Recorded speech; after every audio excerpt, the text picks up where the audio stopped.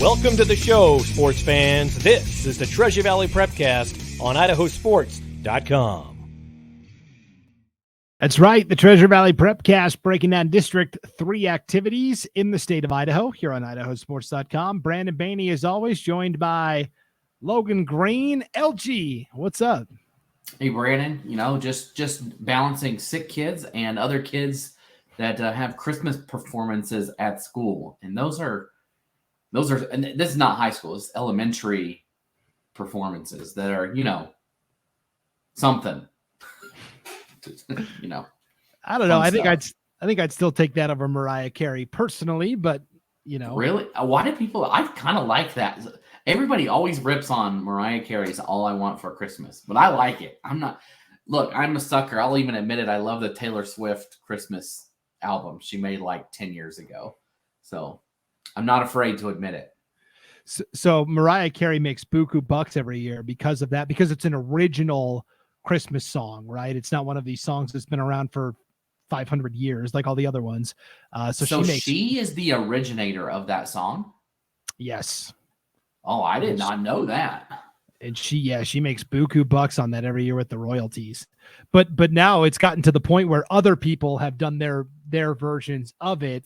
I was actually shopping with my wife this weekend. We were in where were we? TJ Maxx or somewhere, Lowe's, I don't even remember. But there was like a remake of that, and it was like a jazz scat, like skid out boop da, all I want for Christmas is you, boop doo doo doo. And it was just like, I'll take Mariah over this. Yeah, give me Mariah. It is funny. Anytime if you go to like Apple Music or whatever it is and you click Christmas, Christmas playlist, that's number one every time. It's number one.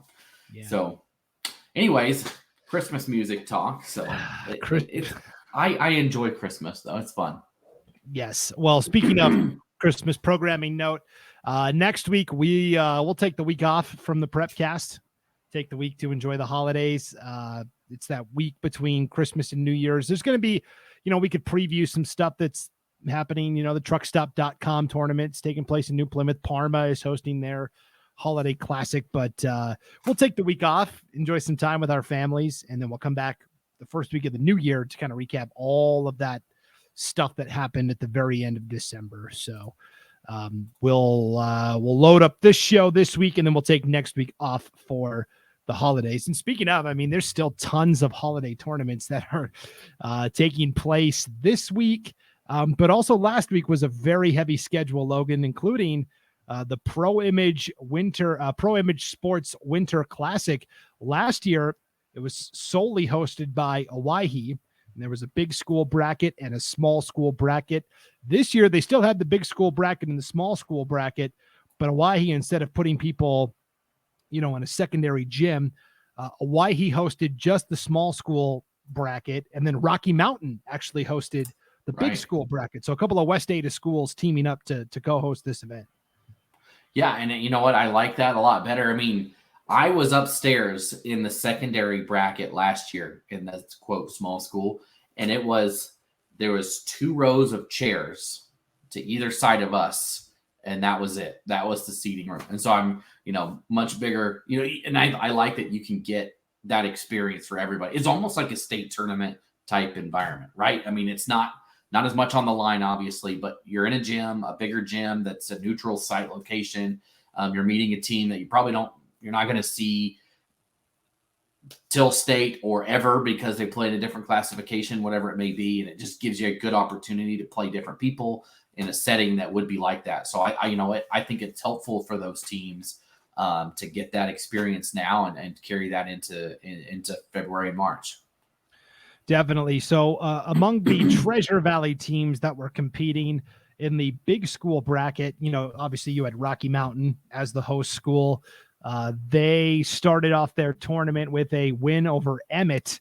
It was a very close game, though, 43-41. So 2 Treasure Valley teams playing each other right away. These are teams that are going to be, to the middle or maybe the back end of their respective conferences. But it was a pretty entertaining game. Yeah, it's what more can you ask for, though? Right? If you've got the fun games before Christmas, and you know what, people are working stuff out, right? I've seen a lot of games this season, and I've got one I'll touch on later, but where you lose to them early and then you beat them later on, right? And you learn from those mistakes. And like you said, these teams are looking to grow and get better. Yeah, so you had Rocky Mountain on the first day. Rocky Mountain beat Emmett 43-41. You had Fruitland play Pocatello, the defending 4A runner-up from last year. Fruitland lost, but it was only by a 59-50 score. So I thought that was pretty encouraging for the Grizzlies. Yeah, and Fruitland's looked pretty good in some other games this year. I mean, like looking at who they've played and who they beat. I mean, they ended up beating Baker at the end of that was Pocatello, beating Twin Falls right later on, right? So they end up beating a good 4A squad, and that's a good way to go out if you're Fruitland, I think. Yeah, so Fruitland fell to Pokey on that first day, 59-50, and then Middleton lost to Minico, 47-32. The fact that Minico won didn't surprise me necessarily, but the margin of victory to me was kind of eye-opening. Yeah, and Middleton likes to score, right? They like to score. I even talked to Coach Nate Hartman on Saturday about it, and he just said, yeah, they kind of came out and they punched us in the mouth and holding them to 37 points. I think that is the most surprising part of all of that, is that Middleton only scored 32 points. I mean, if you break it down by quarter, I mean, that's what, 8 points a quarter? And that's just not traditionally what you see out of Middleton. But that's what you see out of Minico, right? I mean, heck, 2 years ago at the Middleton Christmas tournament, Minico held the ball at the top of the three-point line for like over a minute, just sat there with it. That's what they want to do. They want to slug it out. And they do it, right? They held you to 30. They might only put up 47 points, but look at them holding a great offense to only 32. So I think that probably says more about Minico being a lot better maybe than we thought coming into the year. But Middleton, yeah, you can't put up – you're not going to win putting up 32 points against really anybody. So, yeah, like you said, very surprising result there. Then on day 2 of the tournament, Rocky was playing Baker, Oregon, in one of the semifinals, lost a very close game, 72-67. This is more the Rocky Mountain team that I expected to see. Baker, I believe the 2-time defending champions in Oregon at their classification. Just a quick aside, Baker High is going to play Lapway Wednesday night at Treasure Valley Community College in Ontario as part of this Pacific Northwest Showcase. And then Valley View will play in the second game also against an Oregon opponent. So that'll be a kind of a little fun quad event. Yeah. That Baker one against Lapway should be fun. Yes, that'll be the table setter for Valley View in the nightcap. So Rocky loses by 5 to Baker in the semis. On the backside of the bracket, you had Emmett defeat Twin Falls 61-56. That was a nice bounce back for Emmett. And then you had Middleton and Fruitland play each other. And Middleton, I think, was a little motivated, got that 60-36 win over the Grizzlies. So yeah, and that's more like what I would expect to see out of Middleton, putting up points and running away from a team like that. And like we said, Fruitland kind of bounced back there towards the end of the tournament. Yes, so that parlayed into the third and final day where Fruitland did take 7th overall. They defeat Twin Falls by 10, 56-46. You had Middleton defeat Emmett in the 6th and 5th place game pretty convincingly, 65-32. So Emmett takes 6th, Middleton takes 5th. And then in the 3rd, 4th place game, Rocky Mountain playing Minico. And again, the Spartans come out and knock out a 5A team. They win by 10, 58-48. Yeah, holding them down, right? Holding that scoring down. And how much is that going to help? We saw it last year with where you get into state, but then those are rearranged by the rankings, right? How much is that going to help Minico come around 4A state tournament time? I got to imagine, I know not as strong 5A SIC teams, but if they win games in conference and finish middle of the pack, you've got 2 wins over those teams, and it's going to look good for Minico. Definitely. And Pocatello ended up beating Baker in the championship game there in the large school bracket at the Pro Image Winter Classic. And then on the small school bracket, this is where the Treasure Valley really stepped up and shined, in my opinion. Day 1 of the tournament, you had Ambrose defeat the Ontario JV. They came from Oregon, 77-32. You had Homedale defeat Aberdeen. And what I thought was the most interesting first round matchup, Homedale beat Aberdeen by 10, 63-53. Coal Valley Christian defeated Teton. That's a 2A over a 3A, and a pretty good 3A team, 67-52. And then you had the Owyhee JV defeat Castleford 70-42. What was the big standout for you from day one? I mean, Coal Valley, and I think that just continues throughout the bracket. We'll hit on it later. But Coal Valley, I just, we were so much Melba at the 2A WIC that I personally probably owe them an apology that I kind of brushed over Coal Valley. Here's me eating my crow. But, man, they look good. I think like they to beat Teton. And if I remember right, Teton, where did they finish at 3A in state? Like they made it to state, did they? I think their league only got one. They Orange Sugar probably got it right, of course. Yeah, I'm trying to. But they were a good team. They're good. They were a solid team, and to beat anytime you beat somebody above you, that's always a good thing, right? And so Coal Valley was the biggest standout to me. Definitely. And then as we move into day 2 of the tournament, then in semifinal matchups, it was Ambrose taking on Homedale. The 3A beats the 2A 82-64. So the Trojans moved into the championship. In the other semifinal, it was Coal Valley Christian defeating the Owyhee JV 57-45.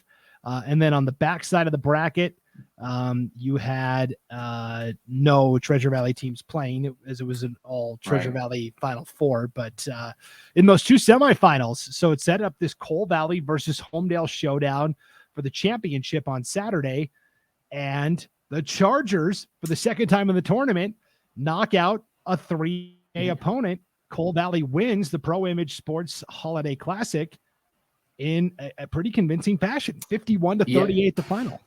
And this is, I was really high on Homedale, and part of me still is at the 3A level, but Melba went and beat them, right? We talked about that. And then here's Coal Valley coming up and taking care of business too. And you know what?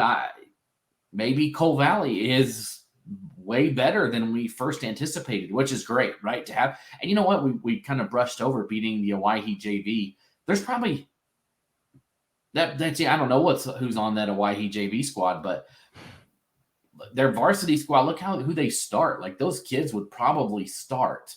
I would imagine kids on that Owyhee JV team would probably start at most 3A schools and probably a lot of 4A schools and even some 5A squads. When you look at how many underclassmen Owyhee has that are playing high level at varsity, you got to think that they've got some guys on that team, and they took care of business there. They take care of business against Homedale, who, Homedale just has a ton of great athletes that, obviously moving over from football to basketball, and they were good last year. They went to state tournament last year at 3A and won some games there.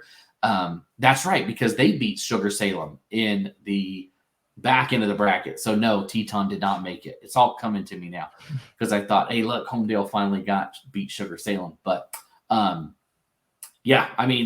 Coal Valley, that is an impressive run at that tournament. I think, capping that off, winning that thing. And I'm excited. We're going to see Coal Valley tonight, right, on IdahoSports.com. I'll be there. They're playing Ambrose. It should be a fun game. I'm excited to see this squad perform on the road in a conference game. Yes, and speaking of Ambrose, they played the Owyhee JV for 3rd and 4th place. The Owyhee JV win pretty convincingly, 76-46. So, Coal Valley Christian at Ambrose tonight on IdahoSports.com. You can see what we've got planned for the season by clicking on the Game Streams tab on the homepage at IdahoSports.com. But Logan, you'll be on the call for that 2A WIC showdown tonight. Should be a good one. Yeah, I'm looking forward to it. Should be fun. We've done a couple of games at Ambrose in the past. It's always a fun environment. I think I saw somewhere it's like ugly Christmas sweater night there, or maybe just regular Christmas sweater. I don't know. But it should be fun. I think it'll be a fun time. I mean, last year when we were there, Ambrose played Melba, and a lot of people, and then Ambrose beat Melba in that game. And so I think Ambrose at home is a tough out, and that should be a fun game to watch. It's one of 2 Treasure Valley games tonight on IdahoSports.com. Yep. The other one is it is the Weezer girls hosting the Valley View girls in a non-conference matchup. And Gary Jones will be on the call for that game tonight from Weezer.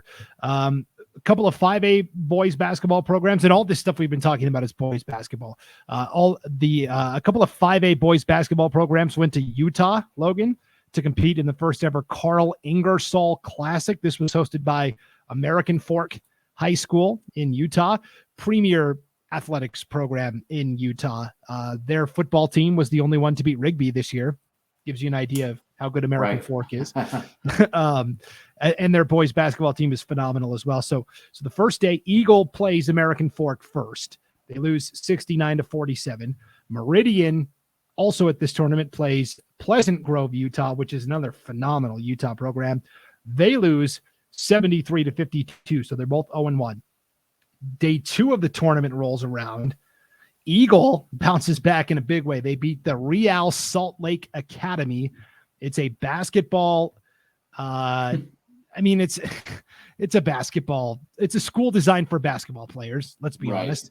They bring in players from all over the globe, though. It's a bunch of foreign players that come to America to learn, of course, but also to play basketball. Eagle won 111-47. Pretty big margin of victory. Meridian then had to play American Fork. They lost 72-47. And then on the third day of the tournament, they swapped partners again. Eagle played Layton Christian, another great Utah school, lost by 6, 73-67. Meridian bounced back and defeated Real Salt Lake Academy. 60-38 was the score at the end of 3 quarters. I never did get a final score, but I know Meridian won. So Meridian and Eagle both go 1-2 on this trip to Utah. And you might think, well, boy, that's tough. But they played really good competition that's going to make both of those teams better. Yeah, and that's great. Layton Christian is always a name you see pop up during football season. They always tend to play teams from Eastern Idaho. And I don't think people, you just kind of brush it off because you don't know much about Utah teams. But I mean, Sugar Salem, that's a team that they always play them pretty tight, and Sugar seems to always win. But that they're a good school, right, to take down Eagle like that. And so that's just a plug for Sugar Salem, I guess, just how good they are and everything. But it would be great. And I think this is where Idaho's getting, right? I think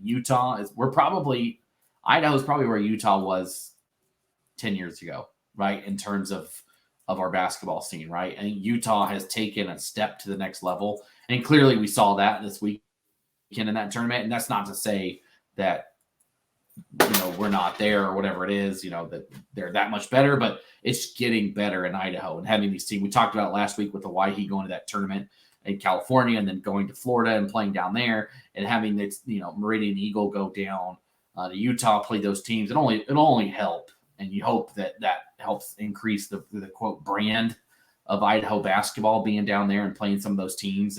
And hopefully we can get to where they are at going forward. Yeah, I think the gap is narrowing, like you said, between Idaho and Utah. We did have one team travel over to Preston for the Preston Indian Classic. Again, this is boys basketball. Nampa went over and had to play Thunder Ridge right away. A 5A versus 5A matchup now that Nampa's been bumped up. Bulldogs lose to Thunder Ridge 68-52. That was on Thursday. Then on Friday, Nampa had to play on the backside of the bracket against Jerome. They beat Jerome in overtime 75-66. So a gutty win for the Bulldogs there. And that put them into the 5th place game on Saturday, the battle of 5th and 6th, where they fell to Marsh Valley, a very good 3A squad, 59-45. So for Nampa, again, just trying to find their footing in the 5A ranks. Easier said than done. Yeah, and you know what? It might take some time. We saw the football team really not take much time to get their feet settled.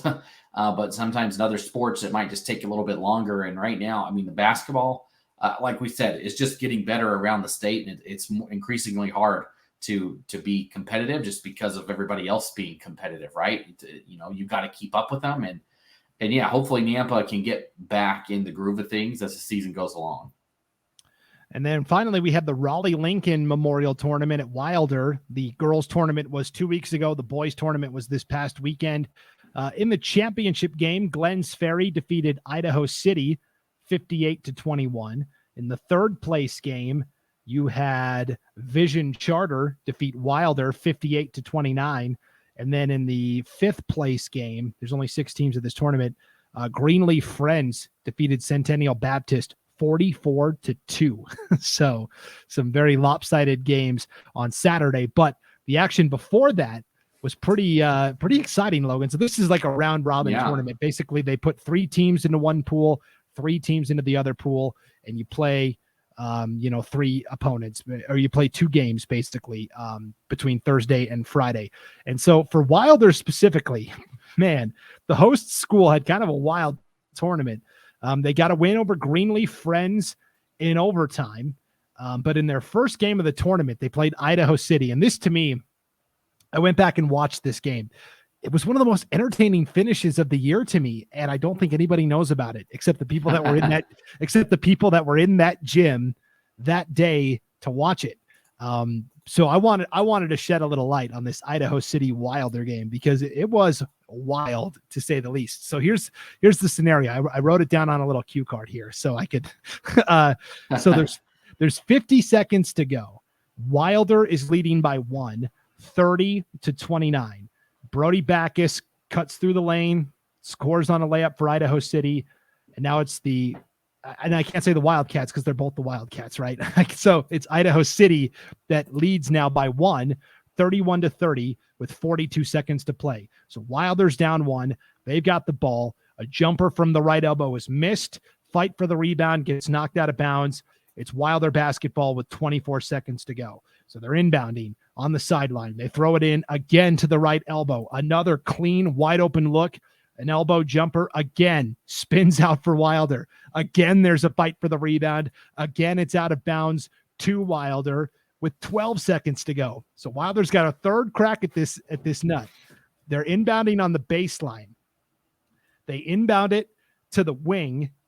Julian Neri gets the ball, drives to the key left side, lays it up and in. Wilder in front 32-31 with 9.3 seconds to play, and the clock is running, right? So he makes the layup with about 9 seconds to go. Clock still running. Idaho City says, we're not using the timeout. We're going to try and catch Wilder scrambling, and that's exactly what they do. They get it up to half court to Sam Rober, and Rober with one pass over the Wilder defense, right to Brody Backus, who lays it in with 1 second left. Wilder never had a chance to inbound the basketball. Game over. Idaho City wins by 1, 33-32. Backus with the game-winning layup. It was a wild finish where Wilder thought, all right, we just took the lead with 9 seconds to go, but as quickly as they could celebrate that, Brody Backus was breaking their heart at the other end. Yeah, that's a tough way to lose, but a fun way to win, right? If you're Idaho City. And it's always tough, right? When a team scores that, you've got to be ready to go. And sometimes you see that, right? You catch yourself in yes, we got that. Oh, crap, we got to get back. And like you said, it's, I think that's the best course of action. I always hate it, when you watch a basketball game and they call 8 timeouts in the final 8 seconds to figure it out. Just go. Just don't let them set. Just go. And that's what Idaho City did, right? And puts it in for the win. So congrats to the blue Wildcats, the blue and yellow Wildcats for winning that one out of Idaho City. Yeah, it was such a fun game. And when we're talking about 1AT1 basketball, we talk about Victory Charter and Liberty Charter a lot. And so I wanted to shed the light on, a couple of programs that aren't always in the spotlight in Wilder and Idaho City. And just what a fun game that was to watch. So anyways, congrats to all the teams that competed at the Raleigh Lincoln Memorial Tournament. The one team that was there that wasn't from District 3, Glens Ferry, ends up taking the title. Those rotten pilots. That's right. Well, what's funny is Glens Ferry then on Monday played Victory Charter, right? And Victory Charter wins by 35. So that tells you anything about Victory Charter. There you go, right? That Glens Ferry can come over here and wipe the floor, and then Victory Charter says, no thanks, and puts the spanking there. Yes. And so, yes, speaking of Victory Charter, we have now We talked about this a little bit last week on the Prepcast, but we've got this matchup on Thursday night, December 22nd, and it's actually a girls-boys doubleheader at Northwest Nazarene University, NNU in Nampa. It'll be the Liberty Charter and Victory Charter girls tipping off at 6 o'clock, and then the boys will follow after that sometime around 7:30. These are going to be two wildly entertaining basketball games between two rivals. Yeah, and you know what? That boys game, you got to think, is a preview of what could potentially be the conference, championship game that we'll see later on in the season, and two of the best teams, because they've shown right now that they are probably a step above, and that it'll be fun to see how one shakes out and who steps up and who went. I think I like getting one of these games out of the way early, because then you see maybe what you need to work on as the season goes along, because for sure you're going to see those two teams meet later on in the season when it counts, right, at districts. Yes. On the girls' side, somebody will be getting their first district loss of the year. Victory Charter is 5-2 overall, 1-0 in league play. Liberty Charter is 6-5 overall, but 3-0 in league play. So somebody on the girls' side will get their first conference loss of the season. And on the boys' side, the records are just as impressive. Victory Charter is ranked in the coaches poll. The first coaches poll of the year came out last week. Victory Charter is 6-0, and this will be their conference opener. And Liberty Charter is 3-2, and this will be their conference opener as well. So two phenomenal games Thursday night at NNU. Yeah, that one should be fun for those two programs. And it's not every day that you get to play in a college basketball arena like that. So, I guess it is if you're one of those two schools. It's every year, right? But I think it'll shed light on how maybe the conference is shaping up, and who, if you win this one, are you in the driver's seat? I think that's the main. I guess that's my point of view, is that you're in control going forward if you're able to pull away here this week. Definitely.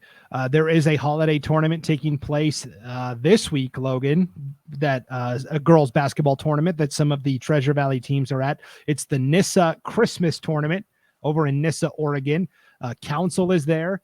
Ambrose is there. McCall Donnelly is there. Payette is there, I think, and Vision Charter is there. So we've got a lot of Treasure Valley teams that are over there competing. Last night, you had Council defeat Ontario 54-13 in just a runaway. You had Nissa, the hosts, they defeated Ambrose 65-51, and McCall Donnelly defeated Adrian 65-26. So Idaho goes 2-1 last night on the opening night of the tournament. And the one that sticks out there, you got to think, is that Council win, right, over Ontario, who's a much, much bigger school than Council. And not only to win, but to win like that. Impressive, right, for Council, who seems to be on a roll right now, both the boys and the girls. Yeah. And then we mentioned, so that's really what's going on tournament-wise this week in the Treasure Valley. And then that week between Christmas and New Year's, buckle up. Holy smokes. We've got the Parma holiday tournament that Parma's hosting on the girls' side. Truckstop.com to Plymouth is hosting on the boys' side. You have the annual TimberLion Tournament being hosted by both Bora and TimberLion. There's some juicy teams coming to that TimberLion. I mean, Thunder Ridge is going to be there. They're one of the best 5A girls basketball teams in the state. Coal Valley Christian, we know how good their girls are. They're playing Meridian right out of the gates. The 2A versus a 5A. There's a school from California coming, Whitney High. Post Falls is going to be coming down. Post Falls is 9-0 on the season. You've got Melba is going to be competing. Yeah. Melba plays. Melba's in there. It'll be fun to see Coal Valley and Melba in that. And you know what? Maybe they don't come away with a win, kind of like what we saw last year. But man, they'll get a chance to go up against some really good squads. And from what we've seen, I don't know if there's any reason that I would think that at least Melba can't win a game, even though they're going to be against some higher level competition in terms of classification, right? But they haven't showed any reason why we would say, oh yeah, they're gonna get beaten, come back and No, they're going in there to play and compete, and I'm excited to see how that one turns out. Definitely. And then, that Parma tournament I was talking about on the girls' side, some of the teams that will be competing are Parma, Weiser, American Falls, Malad, Nampa Christian, Gooding. So a good mix of 3A, 2A programs in girls basketball. You've got Owyhee's girls traveling to the Glendora Christmas Classic in Glendora, California. So the Owyhee girls are hitting the road to not the Sunshine State. That's Florida. What's California's state? Is it the Golden State? Yeah, I think that sounds right. But Golden State. I don't know. Anyways, Owyhee is going there to Glendora, California. And then the Owyhee boys are headed to the Damien Classic for the second year in a row in Laverne, California. This was famously the tournament last year where Liam Campbell, lit up the scoreboard and got an offer from USC head coach Andy Enfield after that tournament. So that should be fun for Owyhee's boys as well. Yeah, and one that is not necessarily a tournament, but that's on the dock at the 5A level is you've got, or 5 and 4A level, you've got Post Falls, not Post Falls, but you've got Bishop Kelly, Meridian, and Eagle all taking a trip up north, right, to do a tour, I would say. And this happened last year where I believe it was Lake City, Post Falls, and Coeur d'Alene came down and played the same 3 schools, I believe it was. Yes. And this year they're just reversing it. So those teams will go up north. We'll have all of the games at Post Falls, right? So if you are, if you're out there and you follow Eagle, Bishop Kelly, or Meridian, we will have all of those. We'll have when Meridian plays at Post Falls, when Bishop Kelly plays at Post Falls, and when Eagle plays at Post Falls. So that should be fun to watch. Not necessarily a tournament, but kind of a fun little event, I would say, where teams get to go somewhere new and play some different teams and have a fun little trip. Yes. We also have, and the official schedule is Tuesday, the 27th. It is Bishop Kelly taking on Post Falls at 7:00. Then on Wednesday, the 28th, it is Eagle against Post Falls at 7:00. And then on Thursday, the 29th, it's an afternoon tip. So Meridian can get home at a decent hour. It's Meridian and Post Falls, and that's at 1:00 on Thursday, the 29th. I will be on the call for that Bishop Kelly Post Falls game Tuesday night. I'm excited to do that one. So, yeah, those are always fun. I think when they play, in a different environment, different part of the state. And you know what? If you need to check out any of these teams, we've got it covered. So be sure to watch those out. And there's also a tournament over in Eastern Idaho. We have a lot of broadcasts coming up. There's a tournament over in Eastern Idaho, boys and girls tournament with just a truckload of teams playing in it. And it's just one of those where we don't know exactly who's going to be where and what. You should see the bracket. It's something. It's pieces here. It's not, there's like 5 different brackets, something like, I'm exaggerating probably, but that some play in one place, some play in another. So, but surely there will be Treasure Valley teams covered at some point during that tournament over there.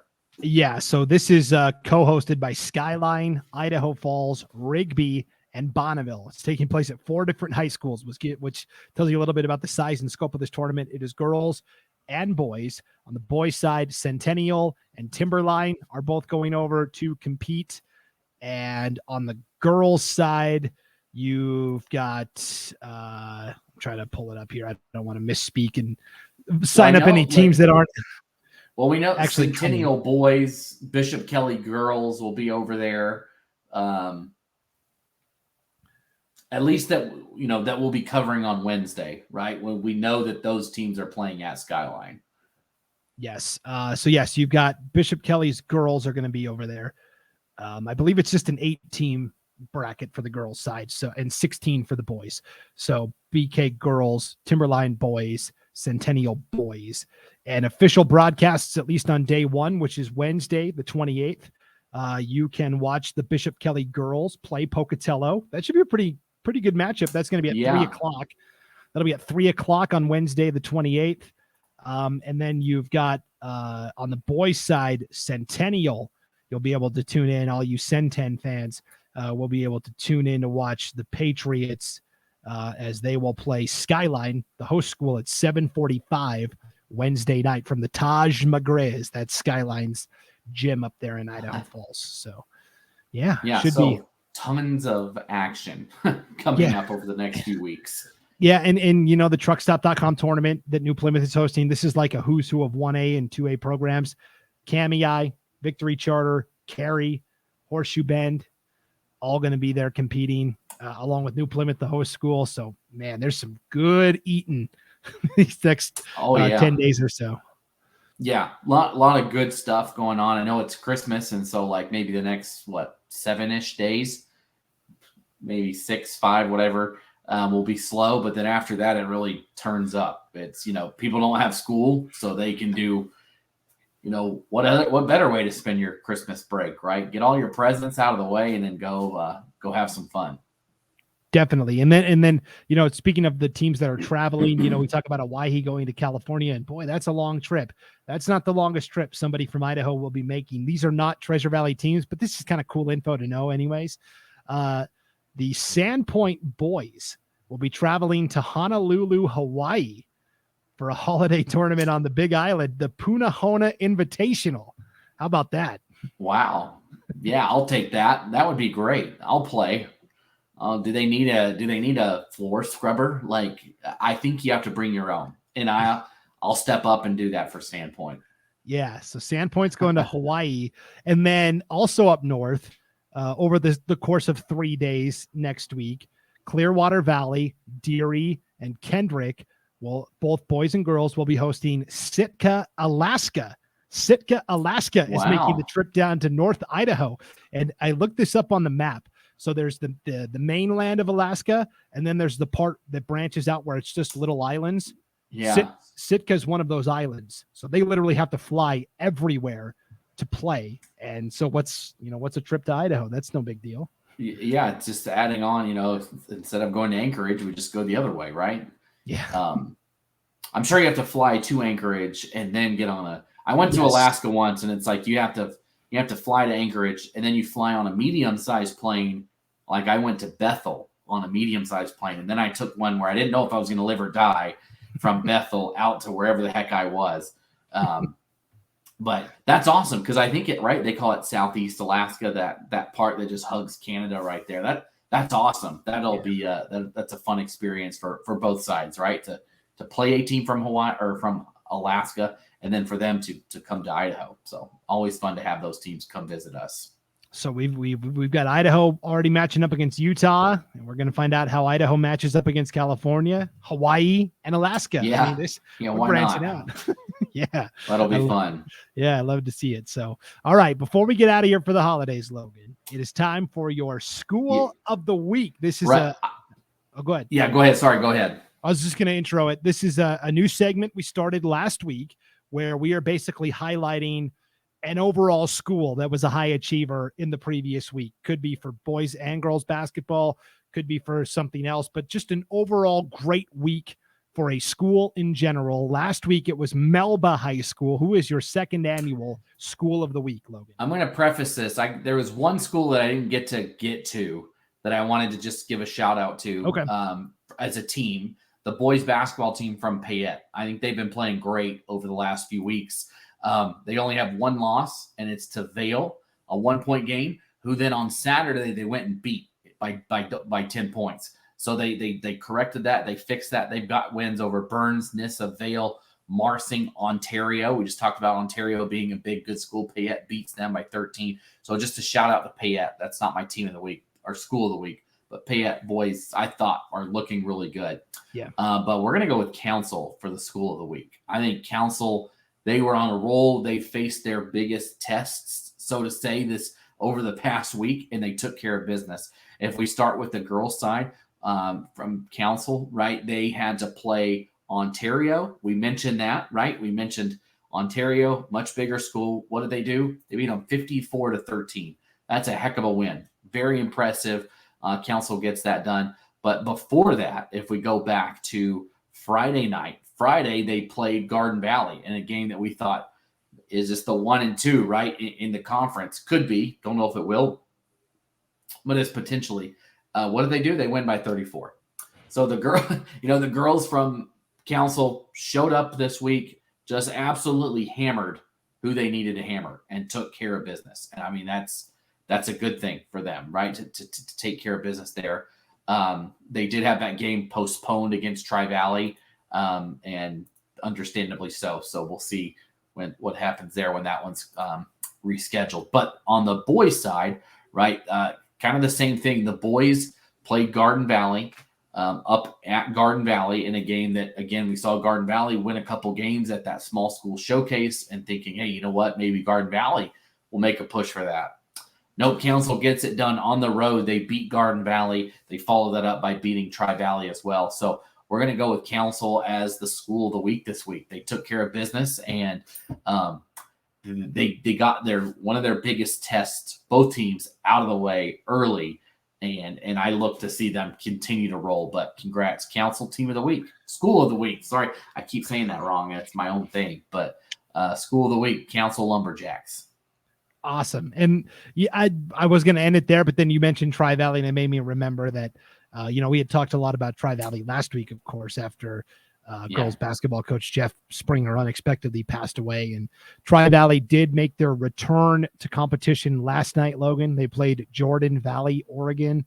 The Tri-Valley girls, they lost in a close battle, but they did come up short. But what I wanted to share was they have like elementary rec league basketball in Tri-Valley, right? They've got a little elementary school rec team. And this year, the Tri-Valley elementary league team was coached by several of the players, the varsity players from Tri-Valley. Sure. It was pretty cool. I saw this on the Tri-Valley Titans Facebook page. I'm a member of the group. Manon Tyler, who is a great post player for Tri-Valley. She's been playing since her sophomore year on varsity, isn't able to play this year. She has an injury. And so she's not able to play, but she kind of talked herself into being an assistant coach for this elementary rec league team. And so that was great of her to step up and do that. And then also Marin Hansen and Hadley Atnip from Tri-Valley's varsity team came and helped out at practices. And right. I mean, this is how you build excitement for your, younger generation of players, having those varsity players come and coach and practice with these elementary school kids. It's like rock stars coming to your practice, right? Oh yeah. I mean, my son sometimes goes and plays in like the Middleton when they do like a little, not tournament, but like camp or whatever it is. And it's the girls team and the boys team sometimes will be there helping him out. Owyhee does it too. And he comes back and he's like, oh my gosh, I played with this person. Like I've seen him play on, like I got to play with this person. And you know what, like you said, that just builds excitement and anticipation to play even better going forward and saying, I want to be her. I want to be him when I'm older. So that's awesome for Tri-Valley. Yeah. So they all helped out at practice. And then on game days, Manon Tyler was the assistant coach. And a lot of times Marin Hansen and Hadley Atnip were the referees. So that's awesome. Yeah. Just a really cool story. Yeah. That's awesome. Yeah. That's great. Yeah. From Tri-Valley. And so again, as they try to pick up the pieces, we're still, everyone out there in Midvale, Cambridge, Indian Valley are in our thoughts, certainly as they try to navigate their way through a tumultuous season, to be sure. But it was a positive, feel-good story. I wanted to shine the spotlight on some of those incredible young ladies from Tri-Valley. So, all right, Logan, we'll be off next week. So we'll be back in 2024. No, 2023. I'm jumping ahead. We're skipping years over here. Yeah, holy smokes. I'm not quite ready for that. So, Logan, Merry Christmas. Happy New Year.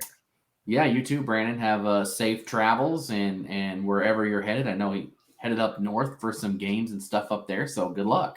Yeah, it's going to be fun as long as Mother Nature cooperates. So that's the truth. Yes.